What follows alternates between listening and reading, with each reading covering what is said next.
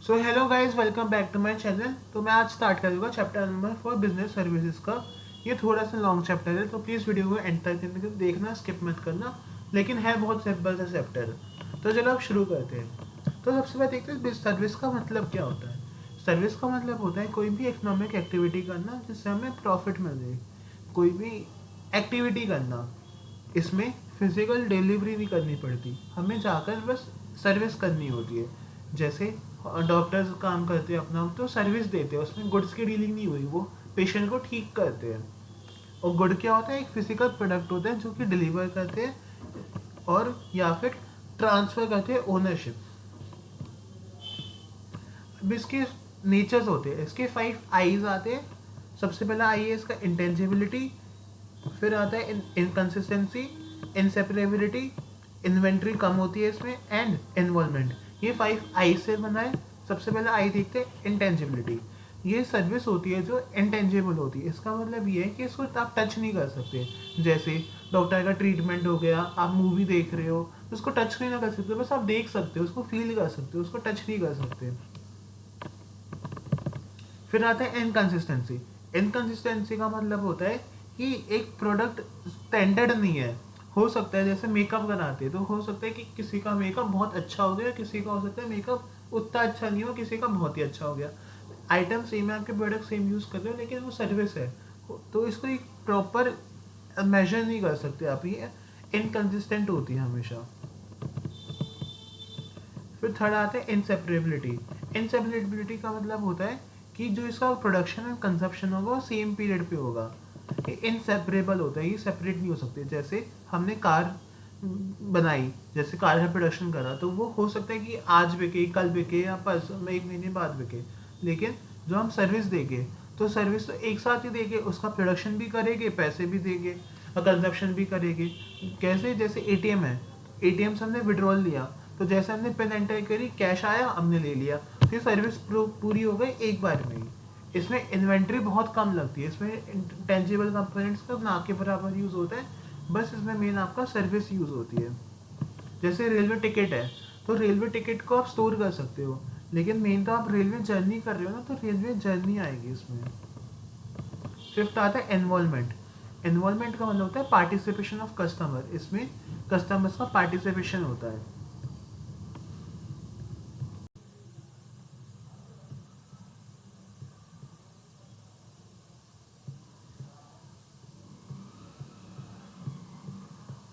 तो चलिए अब नेक्स्ट टॉपिक देखते हैं, जिसका नाम है डिफरेंस बताना है हमको, सर्विस और गुड्स में क्या डिफरेंस होता है। तो इसका नेचर क्या है, इसका ये एक्टिविटी या प्रोसेस होती है, और गुड्स में फिजिकल ऑब्जेक्ट होता है। जैसे सर्विस में क्या आएगा, मूवी देखना, हम मूवी देखते हैं थिएटर में, घर पे कहीं भी मूवी देखते हैं, तो हम मूवी को देख रहे हैं, ये एक्टिविटी हो गई। और गुड्स क्या हो गया, वीडियो कैसेट। टाइप क्या है, हेट्रोजीनियस होती है, सिमिलर नेचर की है। गुड्स में होमोजीनियस, ये डिफरेंट तरीके के होते हैं। इंटेंजिबल होते हैं, लेकिन गुड्स टेंजिबल होते हैं।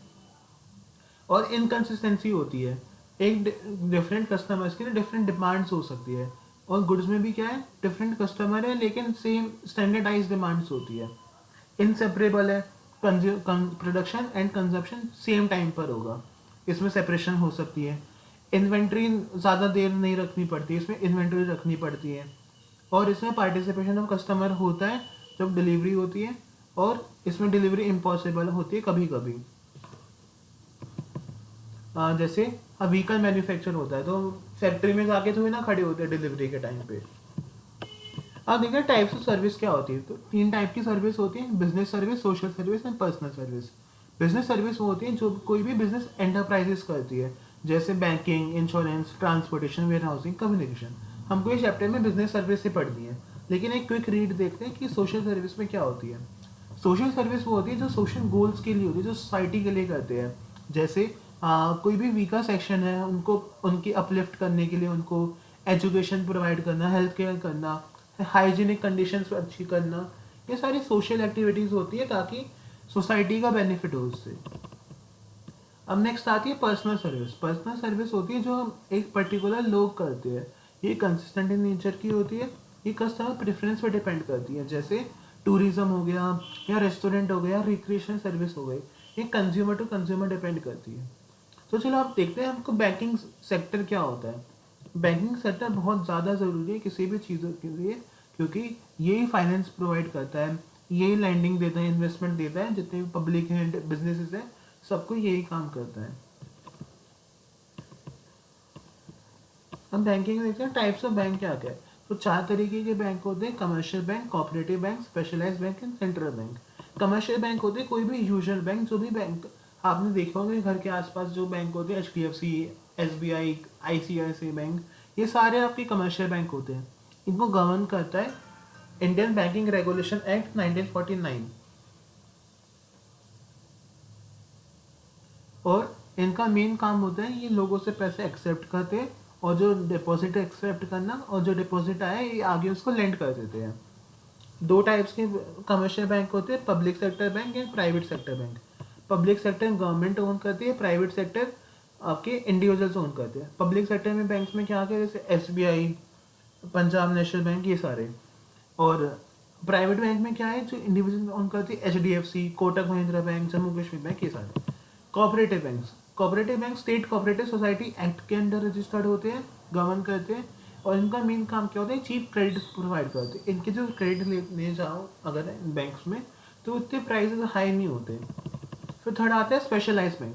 स्पेशलाइज बैंक कोई एक पर्टिकुलर स्पेशल नीड्स के लिए बनाते हैं, जैसे foreign exchange bank, industrial bank या एक्सपोर्ट इंपोर्ट बैंक।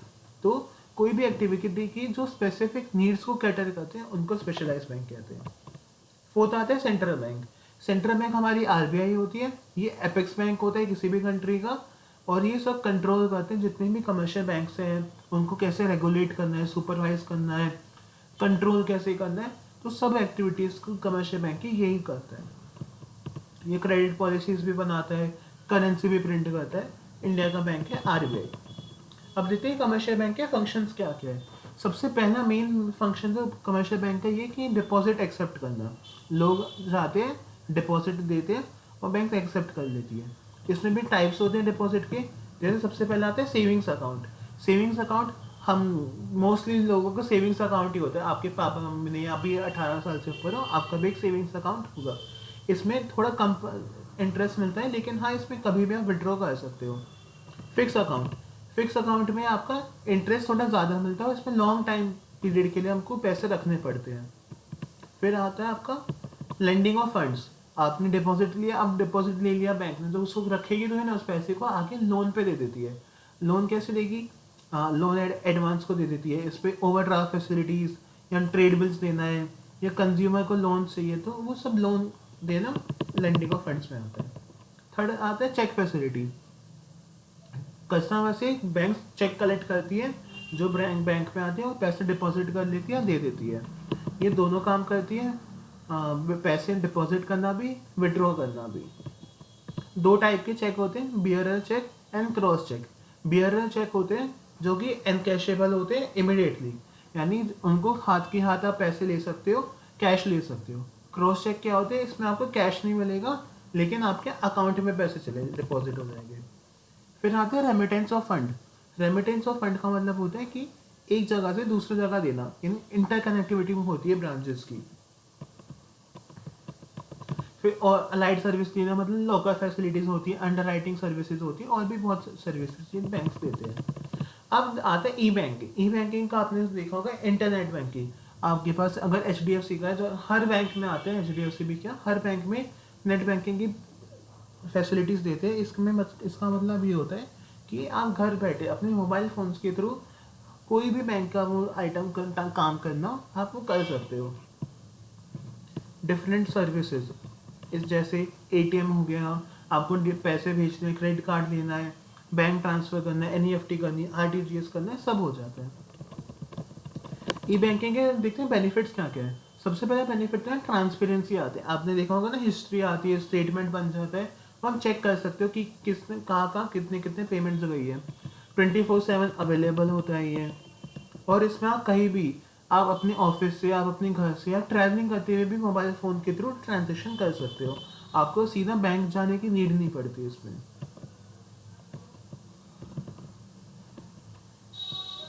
अब देखते हैं नेक्स्ट आपका इंश्योरेंस। इंश्योरेंस का मतलब क्या होता है, आपको समझा होगा कि लाइफ में बहुत ज़्यादा अनसर्टेनिटी होती है, तो इंश्योरेंस हमें हेल्प करती है ये सारी अनसर्टेनिटी से प्रोटेक्ट करने में। इसका मतलब क्या है, अगर मान लो कि हमने व्हीकल इंश्योरेंस करवा रखा है, तो व्हीकल का एक्सीडेंट हो जाता है तो पूरी कंपनी, जो इंश्योरेंस कंपनी का हमारा कॉन्ट्रैक्ट है, वो हमको पे कर देगी जितना भी हमारा नुकसान हुआ है, तो इससे हम इंश्योर हो जाते हैं। इसलिए इंश्योरेंस बहुत एक ज़रूरी चीज़ है, हमें हर किसी को इंश्योरेंस करवानी चाहिए। तो अब इसकी डेफिनेशन देखते हैं क्या होती है।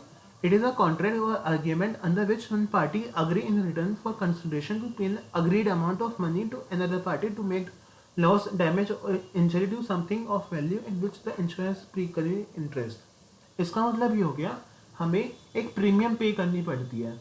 आप प्रीमियम पे करोगे तो आपको अगर डैमेज होता है, लॉस होती है, इंजरी होती है, तो जो इंश्योरेंस कंपनी है वो आपको पे कर देगी ताकि आप वो डैमेज से बाहर आ जाओ। अब इसके कुछ प्रिंसिपल, अब देखते हैं principle of insurance. Principle of insurance का मतलब ये होता है कि ये रूल्स ऑफ एक्शन होते हैं, कंडक्ट होता है, जो कोई भी इंश्योरेंस लेता है तो उसको करने चाहिए। इससे दोनों का बेनिफिट होता है, इंश्योरेंस कंपनी का भी और जो इंश्योरेंस करवा रहा है उसका भी। जैसे फर्स्ट आता है एटमोस्ट गुड फेथ। इसका मतलब ये होता है कि कोई भी इंश्योरर है उसको हर चीज़ें बतानी चाहिए इंश्योरेंस कंपनी को, उसकी ड्यूटी बनती है वो फुल एक्यूरेट, और जो जितना भी मटेरियल फैक्ट्स हैं वो सब इंश्योरेंस कंपनी को बताए। जैसा सपोज करो उसको कोई बीमारी है तो बीमारी के बारे में बताए, उसको छुपाए ना। फिर इंश्योरेबल इंटरेस्ट, इंश्योरेबल इंटरेस्ट का ये मतलब होता है कि कोई भी कंपनी का इंश्योरेंस कंपनी है उसका एक इंटरेस्ट होना चाहिए। सपोज करो उसने घर का लिया है तो उसे घर के लिए ही जिम्मेदार होगी, उसको शिप या मशीन कवर नहीं करने के लिए एक पेक्यूनरी इंटरेस्ट होना चाहिए। फिर थर्ड आता है इंडेमनिटी। इंडेमनिटी का मतलब ये होता है जितना भी आपका नुकसान हुआ है उतना ही आपको मिलेगा, इसमें प्रॉफिट नहीं मिलेगा, जितना भी आपका नुकसान है। सपोज करो आपका नुकसान हुआ 10,000 का, तो आपको 10,000 रुपीज़ का ही मिलेगा, उससे ज़्यादा नहीं मिलेगा।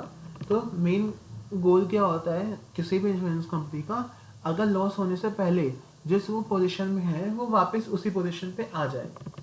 फिर आता है प्रॉक्सिमेट कॉज। प्रॉक्सिमेट कॉज का मतलब ये होता है कि जो जिस डैमेज के लिए लिखा था वो उसके अराउंड ही होना चाहिए, ये नहीं कोई बहुत ही डिफरेंट डैमेज हो गया तो वो कवर नहीं करती। सबरोगेशन, सबरोगेशन का मतलब ये होता है कि सपोज करो कोई ऑल्टरनेटिव सोर्स से आया,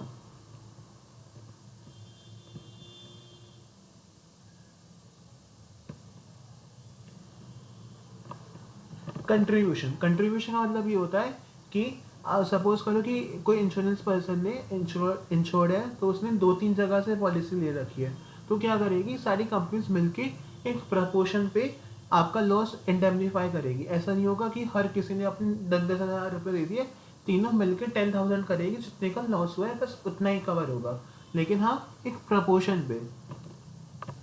फिर आता है मिटिगेशन। मिटिगेशन का मतलब होता है कि अगर कोई लॉस हो रहा है तो हमको स्टेप्स लेने चाहिए ताकि लॉस कम से कम हो। सपोज करो फायर इंश्योरेंस है तो आपकी मशीन में आग लग गई, तो ये नहीं है बस आप बैठ के आग को देख रहे हो, आपको उसको बुझाने का स्टेप्स लेने चाहिए ताकि वो कम से कम आग लगे और आपका कम से कम डैमेज हो। ऐसा नहीं है कि बस आग लग गई तो आप बैठ के वो देख रहे हो कि हाँ इंश्योरेंस तो करवा रखी है, कुछ नहीं करोगे, तो ऐसा नहीं करना चाहिए। हमेशा जो भी अपनी गुड्स हैं, आपने जिस भी चीज़ की अपनी वो इंश्योरेंस ले रखी है उसको मिनिमाइज करना चाहिए। अब देखते हैं टाइप्स ऑफ इंश्योरेंस क्या क्या होती है, टाइप्स कितने टाइप्स की इंश्योरेंस होती है। सबसे पहले लाइफ इंश्योरेंस, बहुत ही कॉमन इंश्योरेंस है। इसका मतलब ये होता है कि कोई भी पर्सन का जब डेथ होती है तो उसको पैसे मिल जाएंगे, ये कोई भी करवा सकता है और ये लॉन्ग पीरियड ऑफ टाइम के लिए होती है। यहाँ पे थोड़ा इसके प्रिंसिपल्स लिख रखे हैं, ये कॉमन प्रिंसिपल्स आप लिख सकते हो, सेम ही प्रिंसिपल्स हैं। फिर आपके आते हैं एक फायर इंश्योरेंस।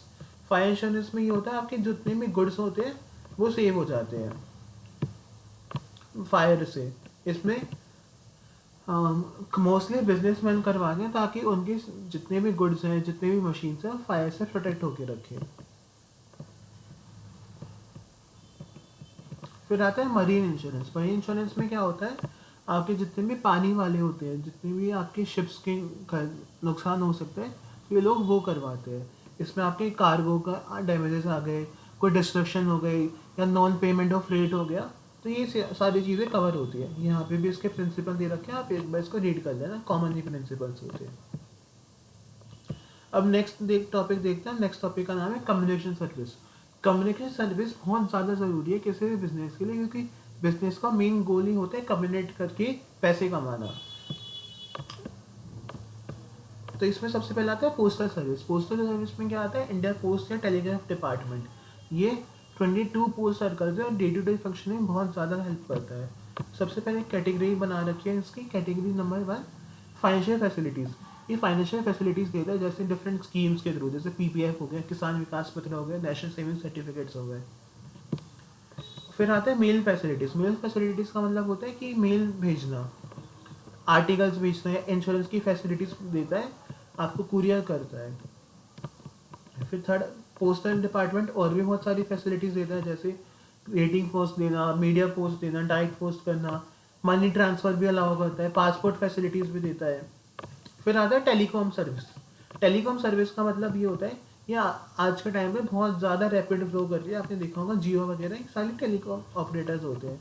इसमें आपकी कॉलिंग की सर्विसेज आती हैं। इसके टाइप क्या है, सबसे पहला टाइप है इसके सेलुलर मोबाइल सर्विसेज। इसमें आपके वॉइस मैसेज या डेटा सर्विसेज आती है। फिर आता है फिक्स लाइन सर्विस, जो आपकी लैंडलाइंस होती है वो इसमें आती है। फिर थर्ड हो गया केबल सर्विसेज। आपने देखा होगा पहले के टाइम पे केबल सर्विस होती थी, एक बड़ी सी तार जाके आपके टीवी से कनेक्ट होके वो एंटरटेनमेंट मिलता था। तो ये इसमें 2 वे सर्विस होती है। इसमें वॉइस डेटा केबल नेटवर्क के थ्रू आपको दिखता है। फिर आज क्या आते हैं DTH सर्विस। DTH सर्विस का मतलब होती है सैटेलाइट बेस्ड सर्विस होती है। इसमें सैटेलाइट के थ्रू आपका डिश एंटीना लगा होता है, डिश एंटीना में सेट टॉप बॉक्स लगा होता है, उसके थ्रू आप चैनल्स देख पाते हो। फिर आता है ट्रांसपोर्टेशन। ट्रांसपोर्टेशन का मतलब होता है फ्रेट सर्विस देना, जैसे इसमें रेल, रोड, एयर, सी सब टाइप के ट्रांसपोर्टेशन आ जाती है।